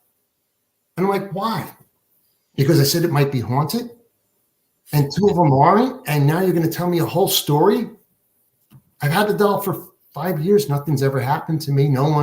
We don't have extreme bad luck in our family. There's no clouds over my house raining all the time. I don't trip downstairs. There's no one walking around getting, snacks out at night. And I just think it's that perceived notion that. Yes. I'm sorry, go on, Ken. It's kind of like priming. It's just, you're set up for it. Yeah. When you're told something is haunted, you as soon as you see that, or as soon as you hear it, you automatically associate it with it. It's like, okay, this is haunted. Oh my God. No, I'm not going to touch this. I'm not going to go around it. I've done the same thing, where I have there's a doll that I have that's in a cage, because that's what you do with haunted dolls. Right. Like, apparently the people put them in cages and lanterns they get from the craft store. Right. But I put it out and just said, I'm not telling you the backstory. Here it is. And I've gotten dozens of different stories, completely different stories, backstories on it. And none of them have anything to do with what really happened, or allegedly happened to the doll. So it's an interesting thing. I like that you brought that up. And And I just want to show everyone, just in case they're not familiar with it. Oh, what the hell's going on here? Oh, there it goes. There it is. There is Talking Tina. Yeah. Yep. From the Twilight Zone episode. And this is the doll that it comes to life. It talks. And it's believed to be one of the inspirations for Annabelle. I think that came out like in 1967, and the Annabelle story was like 73, 74. The girls let's see. It says Living Doll, 1963. Is that what it is? Yeah. So this episode, November of 1963 is when it aired, November 1st. And then when did the nurses claim Annabelle? I think it was like 73, 74. I think yeah. But my problem with that is that I've never seen the nurses. Right. We've only gotten the story from the Warrens. Right. We never got it from the nurses. And honestly, I've never seen anything from the nurses. So I don't know if the nurses actually exist. Right. That's my big problem with that. And yeah, but again, that's what I surmised from it was, okay, so if they're in their 20s, 10 years, they were 10 years old, watching the Twilight Zone, watching a girl doll come to life, scaring the crap out of them. Right. And then all of a sudden, mom drops by with your apartment with your roommates as you're going to nursing school with a Raggedy Ann doll. Right. In the 70s, no less, when everybody was smoking, and everything else. And the doll moved, 70. I mean, we're talking when the 70s were coming. That's when everything started happening. Amityville. You had the entity case, the Dorothy Bither case. You had what else? I think the haunting in Connecticut. Yes. Thing that they were all around the same time. And then Alfred Hitchcock with his series. I think that was a little bit before that, but this was all happening at the same time. We had that mentality, so it was the time was ripe for these kinds of stories. Yes. So and TV was at that point really hitting its prime with storytelling. It went from the variety shows to more regular shows where you had the Twilight Zone, the Outer Limits, Red Skelton. They were really forming. So if you were into sci-fi or horror movies, I remember watching as a kid the Outer Limits, and they had this guy that was made of electricity, and I was petrified. Yep. I thought that guy was coming through my plug at night, and I was petrified. My mother would laugh at me. So, so now if I see a spark at the light, you might see me run out the door. Oh, dude, I remember going when I was a kid and the original Poltergeist movie came out. I was scared to death of any clowns. Forget it. Any clowns around? Nope, not doing it. I'm much better now, but that was it. It killed it for me, and just anytime I would see a clown, I would have that fear and memory of that thing's going to come to life. Right. That thing's going to kill me. Under your bed. Yeah. So I can see, somebody growing up watching the Living Doll episode with Talking Tina and remembering that, or getting a doll that's similar to it. Although in this case, it's kind of weird because it's a Raggedy Ann doll. Right. It doesn't look anything like a real doll, right. I guess. Like a human looking doll. Right. So I don't know. Again, it goes back to the source of the story was never came forward. So we don't know. Also for me, because I remember when I first thought of this, and this was years ago, and it was you would see Annabelle in the case with the picture of the demon in the glass case, and it was like, you can't go near her, you can't do this, she's locked away in the museum. Then all of a sudden she was out on tour. Why does a demon doll go out on tour? Like, is anybody afraid? All of a sudden she's at conventions. I'm like, how did that work? I want to know how the little thin layer of glass is supposed to protect. Yes, you might have like a tarot card on the front. I don't know what that's supposed to do, but even if you had like symbols or something on the front, the sides and the back, it's still glass. Like you're talking about this scary demon doll is stopped by a piece of glass. Mm-hmm. That's it. That you could easily open from inside. I don't get it. I don't get it. Oh wait, John Kennedy says clowns and poltergeist. Yes, clowns and poltergeist. The clown doll that drags the kid underneath the bed. Come on, John. I hated that scene. I hated that was one of the best scenes though in a movie. It was. It When was. the tree went through the window, I was like, oh, Yes. boy. You know. Let's see. All right. I don't see any other questions. Do you have any other gadgets? Sure. Again, what else? Oh, so I don't know if people know there's they call trigger objects where you can dial in and it sends a frequency to a piece of metal. Oh, yeah, I've seen that. Well, it's like an electrical connection, right? Okay. Right. So this is one of them where you put it in, you plug it in, and it lights up. Supposedly, you have a coil that goes out. You put it on a metal plate, a cup, and if a ghost goes near it, it's going to send off an alarm. What it really is this is the part of the kit soldered. Okay. And this is what it really is. Here's the soldering kit. Oh, wait. Oh, there it is. Future kit. Future kit, it's a door alarm. No way. It's a door alarm kit. Oh, I'm looking. See, you look on the bottom here, Ken. Wait, let me see if I can get it. It'll say doorknob alarm. Oh, what? Raise it up just a little bit. All right, there it is. Doorknob touch alarm. Oh, okay.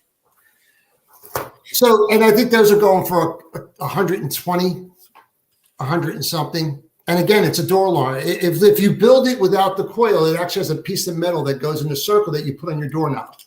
Okay.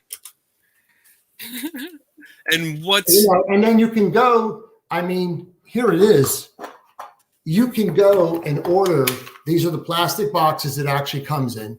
I put the switch on it and it'll hold a 9-volt battery, put the coil in here. And if you want, this is like a couple of bucks. And then you can also get the red color case if you want orange, yellow, or blue. And it has the little thing on the back to where you can kick it out so it stands up on its own. Okay. So, but again, you're probably talking, I think that's another one that's like $15. The case probably $6, maybe $5 or $6. An RCA female and male jack, a couple of bucks. Right. A piece of cable. What are those? The pedometer where you just dial in the volume or electrical current. Okay. You get this whole bag right here cost me $6. Oh, wow. And there's like 6 or 7 of them. I think so. They average out like $1 a piece, maybe a little bit less. Okay. So in total, what are we talking here? We're talking 3, 4, 15, 20, probably about $24, $25 in total. Okay. That's not bad. Yeah. Compared to what they're selling it for like how much? 110. Wow, 110. Okay. Thereabouts. Yeah. And there's all different versions of them. But yeah, it's like, so to me, part of the fun that you can have with, if you want to be an investigator, is learn how to solder and say, you know what, if you have your son or a friend, build your own equipment. Build your own equipment. Then they can argue with you that it works, that I built it and it's built by a ghost hunter, and I'll walk away from that one. But see what I mean? You don't have to, you don't have to sit with a case, a metal case that was meant for, high-end stuff with the foam, and what you got electronic hobby kits inside it that you spent probably $700, $800 on. So I'm looking up door alarms, and I'm seeing this because you mentioned it's like just a doorknob alarm, and it hangs on the doorknob. And I see this on eBay. There is one. I'm going to put it in the chat room. It's already completely built. It just has the metal loop. Mm-hmm. It almost looks like a padlock. That's exactly. And this is going for $9. Great. So I'm putting that in the chat room for anybody that is interested. But $9 for that, and You can buy a lot of them. But that's interesting because I've seen them. I didn't know how they worked, and I'm going to look into it a little bit more, exactly how they work. It looks like it's just a metal to metal contact. Exactly what it is. Yeah. And that once you touch it, you disrupt it. It probably has a small, I'm guessing a small voltage. Very, very small. Yes. And yeah, as soon as you touch it, the resistance goes up and it sets the alarm off. That's what I'm guessing. I'm not sure, but that's what it sounds like to me. And I mean, shit. I mean, this is all by itself. You don't need a plate or anything. And you could probably, I'm guessing like this door knocker alarm or doorknob alarm, because it hangs on the doorknob and makes that connection to it, and then you turn it on, you can do the same with any kind of trigger object. If it's metallic, yes, absolutely. All you have to do is lay this antenna on it. And you know what? Hell, I'll just share it so people can see it. Let's see. Boom. Hopefully it doesn't flicker. There we go. Maybe it's my screen. But there you go. So this is what it looks like. And as long as that metal antenna, I guess, is touching your metallic trigger object, this will work exactly the same. Mm-hmm. Wow. Well, it's, So yeah, I mean that's cheaper. Not that I'm pushing the ghost hunting gadgets. I'm just saying if you're going to buy it anyway. Right. And that one's even cheaper than the soldering kit. So if I would have known that, I would be showing you that. I'm going to get one of these now. I'm going to leave this up and order it after the show because I want to take it with me and set it up just like when I go on a ghost hunt. What behind my left shoulder? What's cocked behind your left shoulder? The cock behind the other side, not where the doll is, but you have a rooster. Is that a rooster? Oh, yeah, that's in my kitchen. That's why, yeah. Yeah, the other side. Yep. That's the rooster. Yeah, there it is. Well, I can bring it over. There you go. Listen, I had to get good internet, and in the kitchen's the best. There you go. Awesome. So yeah, this is really good. I'm curious because with these I've seen these before. So these ones where you take it, it's got a little alligator clip, and you clip it to the plate, right? Exactly. Or something like that. And I'm curious about how it would be affected by temperature. I don't know. Good question. Yeah, because I'm wondering if the temperature would change the resistance of the object that you're using, and if that could set it off. That's interesting. Now, so here's a good question. I'm gonna get one of these, but I also I would like to purchase one of these from you, if possible. I'll do one and send it. I don't want any money for it. I'll do something in exchange for you because I feel bad. I'm requesting it, so I don't want to take advantage of you. But I would like to get one with these same parts that you're using, and then have them side by side and test them because I think that would be fun. That would be interesting because I've seen these work or in operation at ghost hunts, and I didn't have time to play with it. So this will be a good opportunity to see what's going on. This is going to be fun. I can't wait. Maybe we'll just do an experiment together. We'll that would be together great. now. Did you get your shots or anything yet? Oh yeah, I got the vaccine. Yeah. Okay, good. Yes. Then we can hang out. There you go. We can hang out and do some experiments. I like this. So the other one I did with the Rem Pods too is because another one of my pet peeves is I put them in a Ouija board where the ghost comes, yes, no, you could say goodbye. And I bring this to our events to show that it's a game. I have it on. It never goes off. I can ask 1,000 questions. Nothing lights up. And there's Rem Pods. If you look at the back, there's the Rem Pods on it. Oh, wow. Look at that. So, and this is, for me, it's fun. You know what I mean? But when I tell people you're moving, it's your subconscious, they go, no. And I go, okay, well, if a spirit again can talk, and that's a portal of some kind, just tell it to say yes or answer yes or no to the questions. The Rem Pod's emitting the field, and it should break it and it should go off. And then if you don't feel safe, we can always ask it to say goodbye. And that'll let up. That is, I love that everyone is loving that Ouija board. I love that. I want to put an order in for that too. Like, I want one of those. You know what's going to happen is actually you're going to be my biggest customer. I know, dude. I collect talking boards. So I mean, I'm not like Robert Murch who has like millions of them, but I do have a substantial collection of different kinds, and that is so freaking awesome. I love that. And again, when I do our events, I try to put a healthy perspective. Like it's because people will say to me, no. I'm telling you, it's evil. And I go, but Parker Brothers had it out for years. They're selling it to kids. Some of them are pink. So I had that.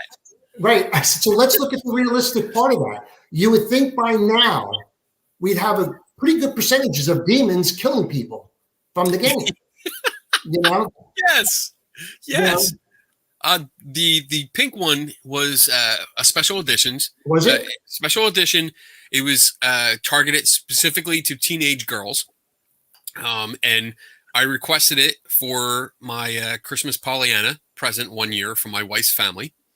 And I'm sure that went over well because they're an Italian Catholic family. So, but I got it, and it comes with a pink carrying bag. It comes with a pink planchette, and it comes with a deck of cards. Greg wants me to bring the board to the fort. Yes, I will. Greg. There you go. And it comes with a deck of cards that are filled with questions that you would stereotypical teenage girl questions.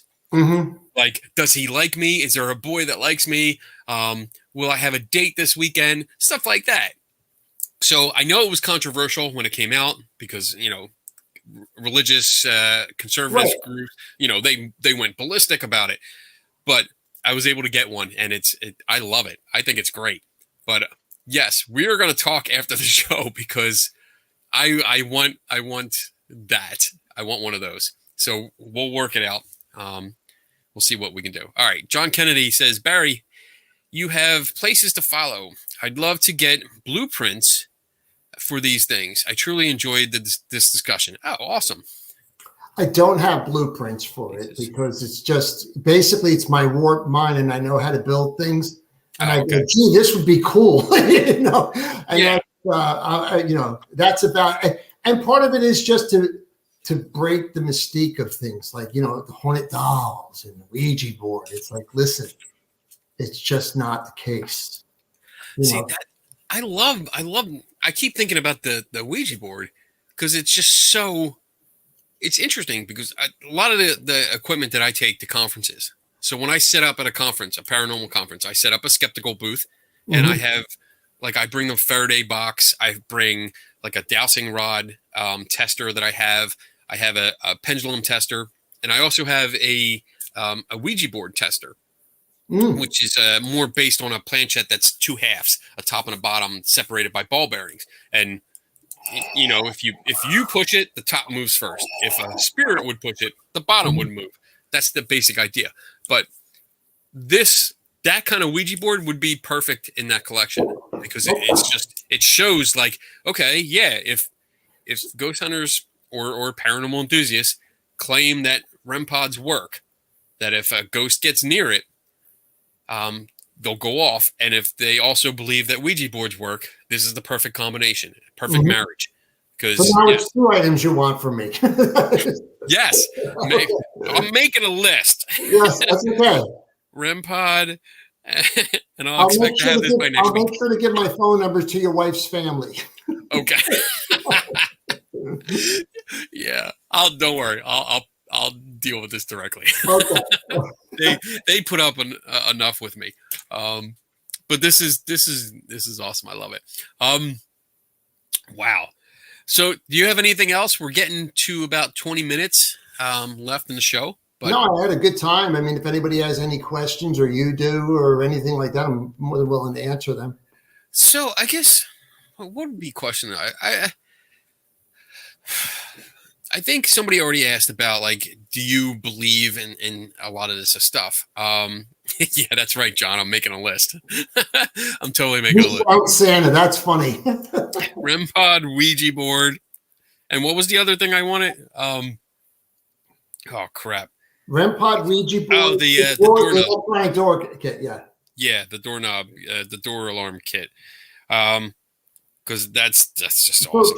So can we kill the Rem Pod and the Ouija board? Just Rem Pod in Ouija board. Rem Pod in Ouija board. Yeah. Okay. Yeah. So what would be? What's your favorite piece of equipment out of everything? It doesn't have to be an electronic piece. It could be anything. Like my favorite piece of equipment is my notepad and paper, and a pen. So like I'm talking anything that you'll use. What is your favorite thing to use and why? Well, there's a few. I like on investigations. I do like using a recorder, but it's the Tuscan, not the cheap ones. Anything with a mic, detached mic on it. That's good. Typically, what I'll do, like if I go into an historic place and I recommend it to anybody to do is, and they say it is haunted, I bring a pad, but it's grid paper. So I do little outlines of the rooms to find out where the plugs are, take my K2 meter and actually find out where all the lights are. Are there, if it's the first floor, are there wires running underneath, some conduit lines underneath, anything that will give out false positives. Because I think for anybody that wants to investigate, you're going to eliminate so much right off the bat by just taking that 10 minutes before anything starts and walking around saying, okay, dining room, it's configured if you want to do a square 14 by 10, whatever you want to do, and just put it down, the floor plan, and say, okay, so I'm seeing this here, I'm seeing this here, garage is here with the circuit breaker here, upstairs is this. And this way, when you're getting to go, well, the K2 meter was going off on the staircase, somebody could take the paper out and go, yeah, because there's a plug here, light switch here, Good idea. Because it just, you have to get back to an investigating in my end, get back to, we have to explain everything logical first. And then what's left and say, is this paranormal? And I need to do more research on it. And when I think it is, then I can present it to people like you or other people to have a debate about it. But I've checked off all my boxes. So I'm not going to bring you a cheap recorder with a hiss and a pop on it. If there's a hit on something, well, I know Barry checks where all the circuits are. We're eliminating, like people tell me, what do you think of this orb? All orbs are dust. They're all dust.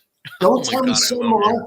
People no, not this one. Not that. Do you see the face in it? You're about the 10,000th person that saw a face in an orb.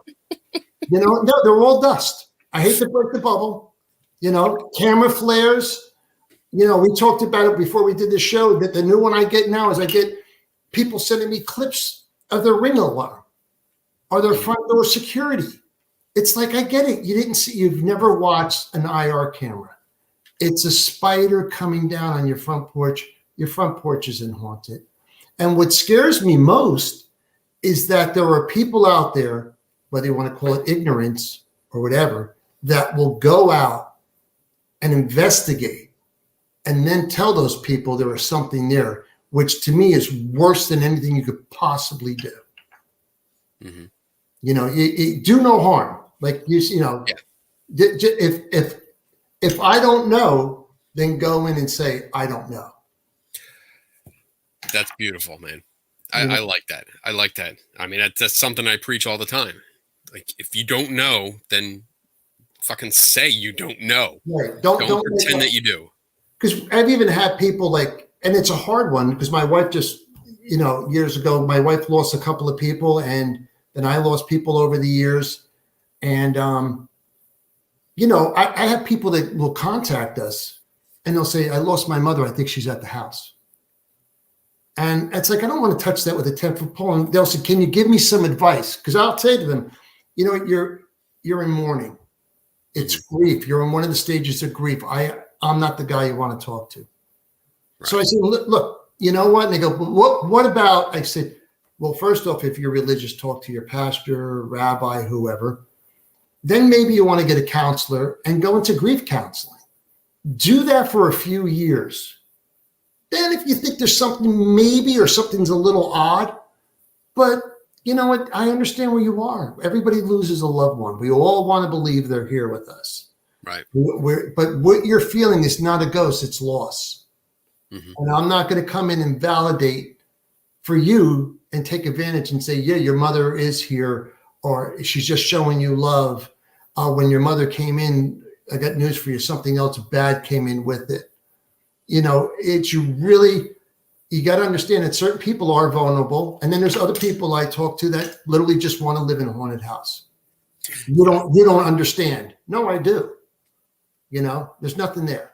Just because it's old doesn't mean it's haunted, you know? Right. I completely respect your approach on not wanting to take advantage of people. We see that. I'm sure you've seen it. I've seen it a lot. Too many people do that, and it's nice to hear that from you. And this is a great. I mean, I've enjoyed this show. So have I. And I was really reluctant going on when I reached out to you. In my world, you're the lion's den. So they were like, "You sure you want to talk to Kenny Biddle?" I'm like, I think he's the only one that'll understand where I am about this equipment stuff, you know? Yeah. And I knew that I'm going to get flack for it, but okay, so what? You know, I'm not saying anything that's not true. I think you did a great job. I think this is a good example. I mean, last week, Jason Hawes was on, and that was like, I think people were really shocked. Like, holy shit, you know, this is a skeptic and a ghost hunter. They're going to fight. And that's a lot of the messages that I got were like that. They were like, oh man, you're going to give it to them. This is it. And, you know, holy shit. No, that's not my intention. And we showed people that we can get along, you know, we can talk. We've been friends for 20 years, you know, right.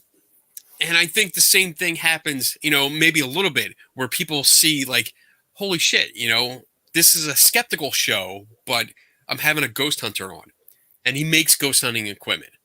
Like, you don't sell it, but you still make it. And right. I think people get that impression like, you know, what's going on here? How is this going to happen? Like, how's this going to play out? And I think tonight was a very good show. It's a good lesson to show people that we can share a lot of ideas. Yes.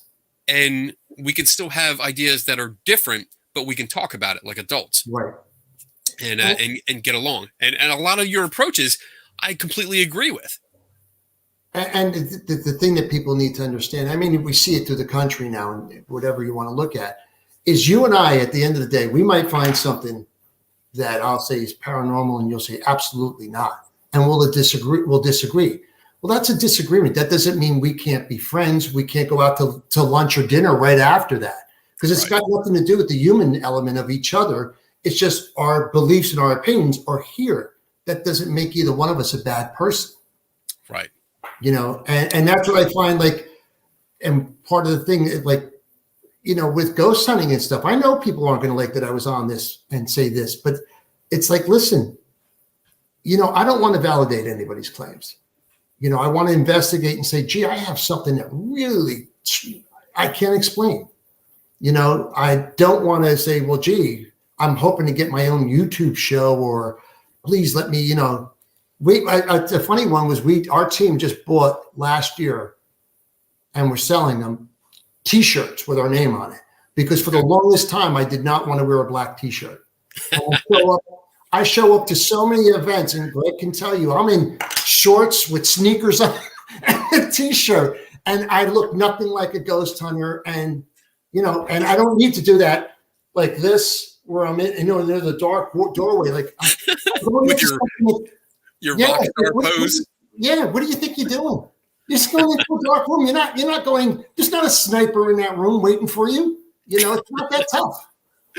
I refuse. One of my rules, like, I refuse to wear a black shirt on a ghost hunt or paranormal event or anything like that. I do not wear black shirts, and if I can, I wear the most obnoxious color Like Right. I will wear fluorescent green or yellow or Right. something like that. See, that's funny.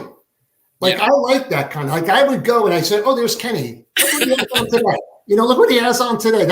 And if people go, why is he doing that? That's funny. To me, that's funny, It stands out. Yeah. And it's Yeah. just because ghost hunters have that stigma. Like they're always in black shirts. Black is beautiful. Thank you, Donna. Producer Donna's like making her comments. That's awesome. Yeah, it's part of it is to just lighten up. Yeah. The people that have TV shows are paid to have it. I'm not saying they're not passionate, but I'm saying the vast majority of us who do this, first off, they better separate what they want. Are you getting into it because you want to eventually get on a TV show? Mm-hmm.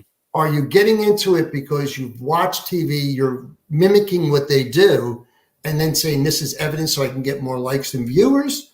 Or you're really looking for what you believe to be the truth and being able to present it to somebody like you or to the mass public or to anybody and say, here's something I can't explain. Right. I think this is a ghost. Yeah. Yeah. And then you would say, what's the data you have backing it up? And I would say, Kenny, this is what I have. And we could have the debate on that. There you go.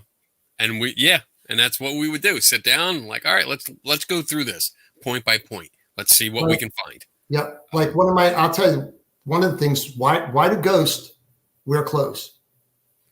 If we're energy, in the end, we're energy.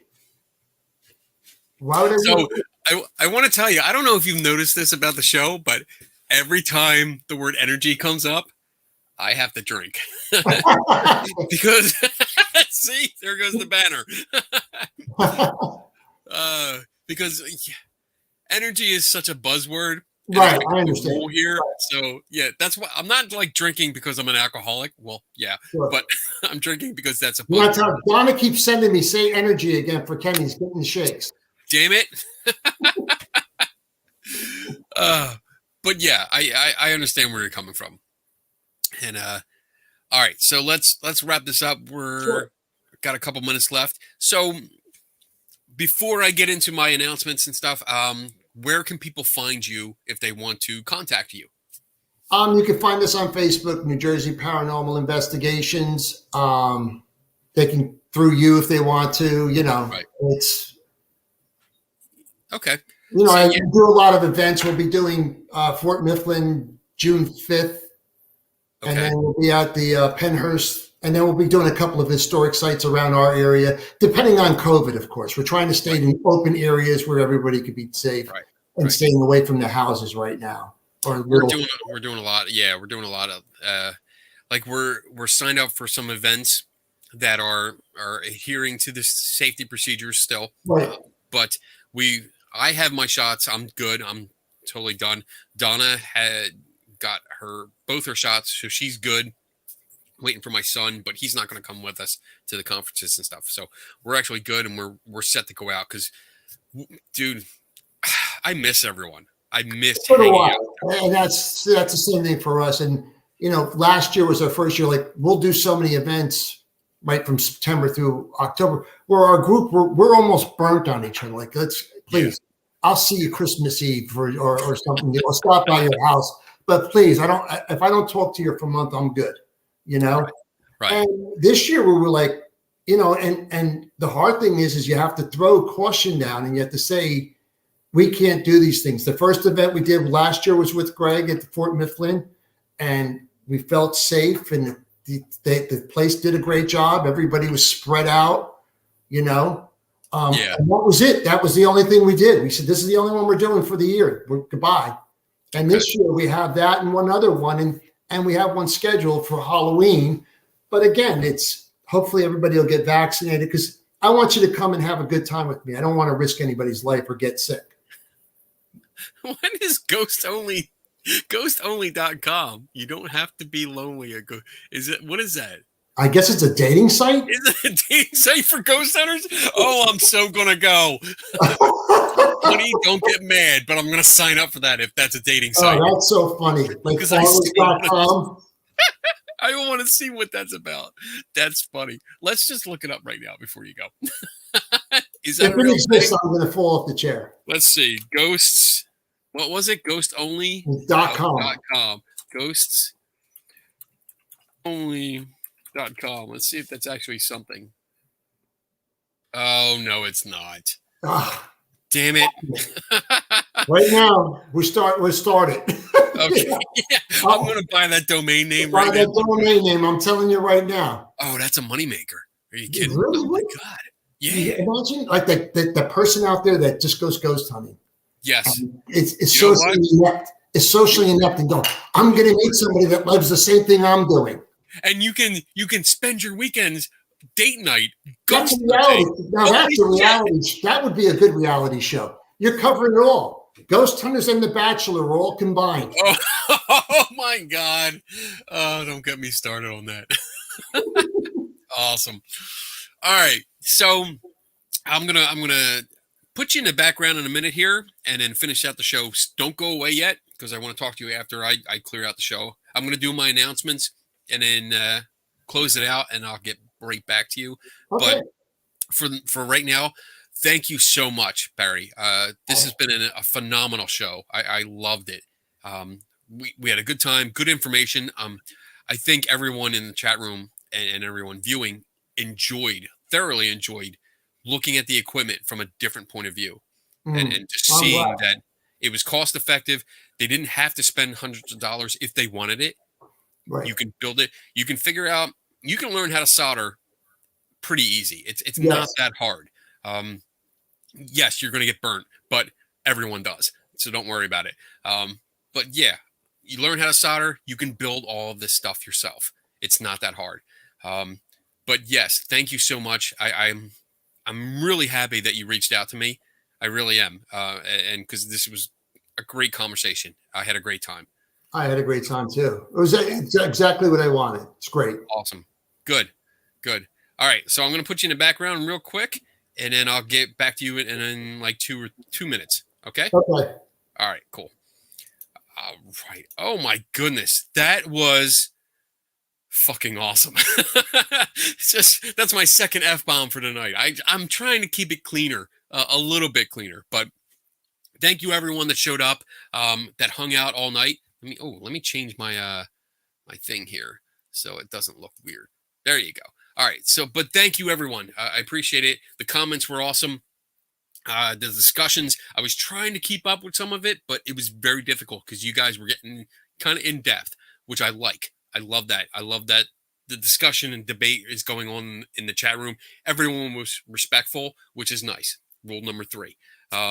So I have some announcements, and this is where Bob is going to be happy, I think.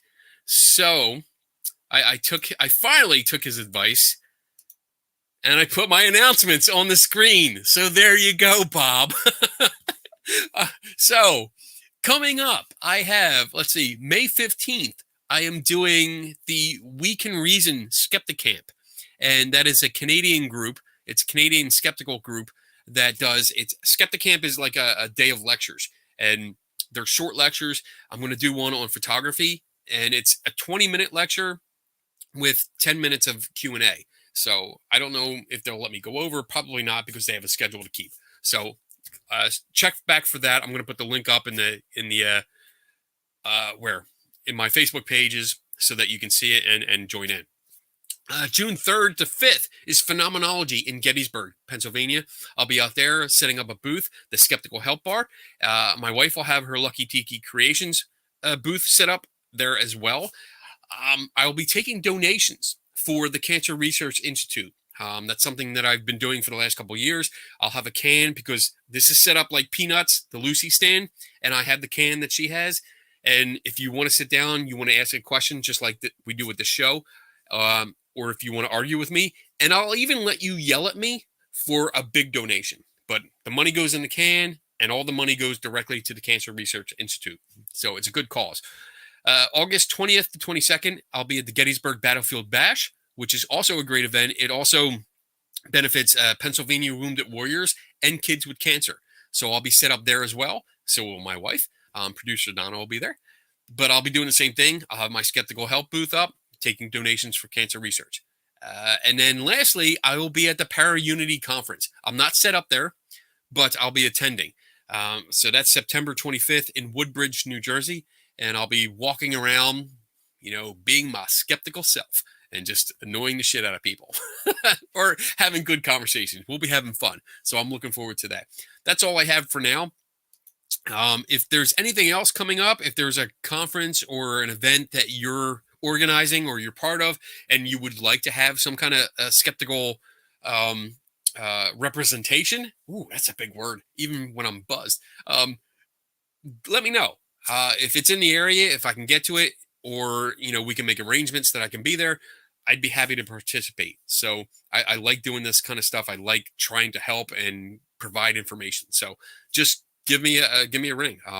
Send me an email at parainvestigator@comcast.net, or you can just shoot me a message on Facebook and I'll get back to you.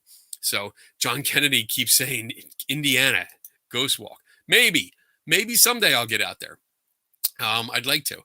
But other than that, that's pretty much it. That's the end of our show. Thank you again for hanging out. I appreciate it. And I'm going to hit my, let me see. Let me get to my video, my outro video. And I'm going to say, everyone, please have a good weekend. Have a safe weekend. Stay safe. Have fun. Enjoy life. And never stop learning. And I'll see you next week.